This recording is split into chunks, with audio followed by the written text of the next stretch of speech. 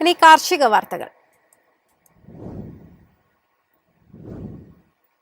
പശ്ചിമേഷ്യൻ യുദ്ധത്തെ തുടർന്ന് പാലക്കാട് മുതലമടയിലെ മാമ്പഴ കർഷകർ പ്രതിസന്ധിയിൽ.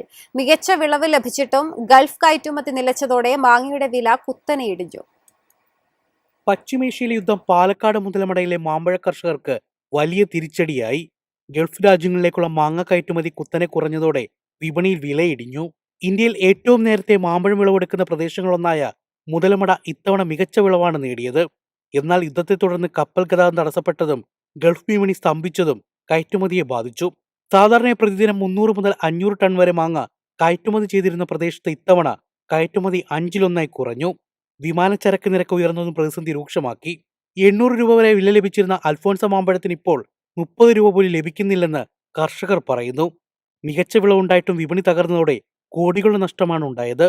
ബെങ്കനപ്പള്ളി, ചക്കരക്കുട്ടി, ചന്ദ്രക്കാരൻ ഉൾപ്പെടെ 50ഓളം ഇനം മാങ്ങകൾ വിളയുന്ന മുതലമടയിൽ 2000-ലധികം കർഷകരാണ് മാമ്പഴ കൃഷിയെ ആശ്രയിക്കുന്നത്. പ്രതിസന്ധികൾക്കിടയിലും അടുത്ത മാമ്പഴ സീസണിനായുള്ള ഒരുക്കത്തിലാണ് കർഷകർ. News desk MyFin TV. സംസ്ഥാനത്ത് മഴ ശക്തമാകാൻ സാധ്യതയുള്ള സാഹചര്യത്തിൽ കുരുമുളക്, ഇഞ്ചി, മഞ്ഞൾ കൃഷിയിടങ്ങളിൽ രോഗപ്രതിരോധ നടപടികൾ ശക്തമാക്കാൻ കാർഷിക വകുപ്പിന്റെ മുന്നറിയിപ്പ്. അധിക ഈർപ്പം മൂലം രോഗങ്ങൾ വ്യാപിക്കാനുള്ള സാധ്യത കണക്കിലെടുത്ത് കർഷകർ മുൻകരുതൽ നടപടികൾ ഉടൻ സ്വീകരിക്കണമെന്നും നിർദ്ദേശം നൽകി. സംസ്ഥാനത്ത് വരാനിരിക്കുന്ന മഴയെ മുന്നിൽ കണ്ട് കുരുമുളക്, ഇഞ്ചി, മഞ്ഞൾ കൃഷിയിടങ്ങളിൽ ജാഗ്രത ശക്തമാക്കാൻ കാർഷിക വകുപ്പിന്റെ നിർദ്ദേശം.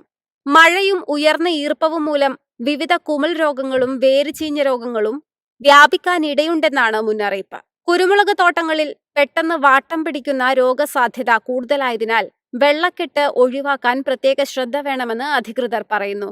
ഇഞ്ചി, മഞ്ഞൾ കൃഷിയിടങ്ങളിൽ ചീഞ്ഞുപോകൽ രോഗം തടയാൻ ജലനിരാകരണം ഉറപ്പാക്കാനും നിർദ്ദേശം നൽകി. ജൈവ പ്രതിരോധ മാർഗങ്ങളും ശുപാർശ ചെയ്ത ഫംഗസൈഡുകളും സമയബന്ധിതമായി ഉപയോഗിക്കണമെന്ന് കർഷകർക്ക് നിർദ്ദേശം നൽകിയിട്ടുണ്ട്. രോഗലക്ഷണങ്ങൾ കണ്ടാൽ ഉടൻ കൃഷി ഓഫീസുകളുമായി ബന്ധപ്പെടണമെന്നും വകുപ്പ് അറിയിച്ചു.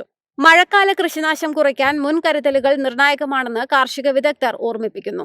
News desk MyFin TV. കാലാവസ്ഥാ വ്യതിയാന വെല്ലുവിളികൾക്കിടെ ഇന്ത്യൻ കാർഷിക മേഖലയ്ക്ക് വലിയ കരുത്തായി കാലാവസ്ഥയെ പ്രതിരോധിക്കുന്ന പുതിയ വിള ഇനങ്ങൾ.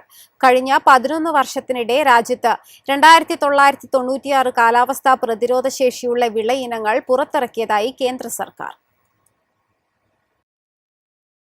ഇന്ത്യൻ കൗൺസിൽ ഓഫ് അഗ്രികൾച്ചറൽ റിസർച്ചിന്റെ നേതൃത്വത്തിലുള്ള ദേശീയ കാർഷിക ഗവേഷണ സംവിധാനത്തിന് കീഴിൽ 2014 മുതൽ 2025 വരെ 2996 കാലാവസ്ഥ പ്രതിരോധശേഷിയുള്ള വിള ഇനങ്ങൾ വികസിപ്പിച്ചും പുറത്തിറക്കിയും രാജ്യത്തിന്റെ കാർഷിക മേഖലയെ ശക്തിപ്പെടുത്തിയതായി കേന്ദ്ര സർക്കാർ വ്യക്തമാക്കി.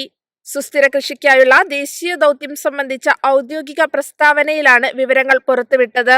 വരൾച്ച, വെള്ളപ്പൊക്കം, ഉഷ്ണതരംഗങ്ങൾ പോലുള്ള അതിതീവ്ര കാലാവസ്ഥാ സാഹചര്യങ്ങളെ നേരിടാൻ കഴിയുന്ന വിള ഇനങ്ങളാണ് വികസിപ്പിച്ചതെന്ന് സർക്കാർ അറിയിച്ചു. നേരിട്ടുള്ള വിത്ത് വിതയ്ക്കൽ, 0 ഉഴവുള്ള ഗോതമ്പ് കൃഷി, വിള അവശിഷ്ട സംസ്കരണം, സമ്മർദ്ദ സാഹചര്യങ്ങളെ അതിജീവിക്കുന്ന വിളരീതികൾ തുടങ്ങിയവ കാർഷിക സാങ്കേതിക വിദ്യകളും പ്രോത്സാഹിപ്പിക്കുന്നതിനായി പ്രസ്താവനയിൽ പറയുന്നു.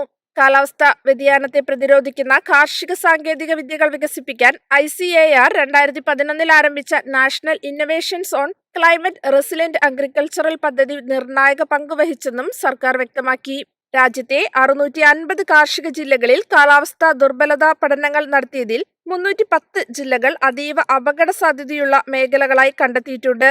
ഇതിന്റെ അടിസ്ഥാനത്തിൽ 28 സംസ്ഥാനങ്ങളിലായി 151 ദുർബല ജില്ലകളിലെ 448 ഗ്രാമങ്ങളിൽ കാലാവസ്ഥാ പ്രതിരോധ ശേഷിയുള്ള മാതൃകാ ഗ്രാമങ്ങളും സ്ഥാപിച്ചു.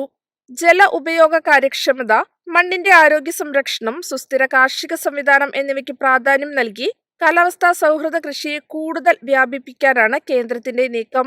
News desk MyFin TV. എളുപ്പത്തിൽ സമ്പാദ്യം വളർത്താം.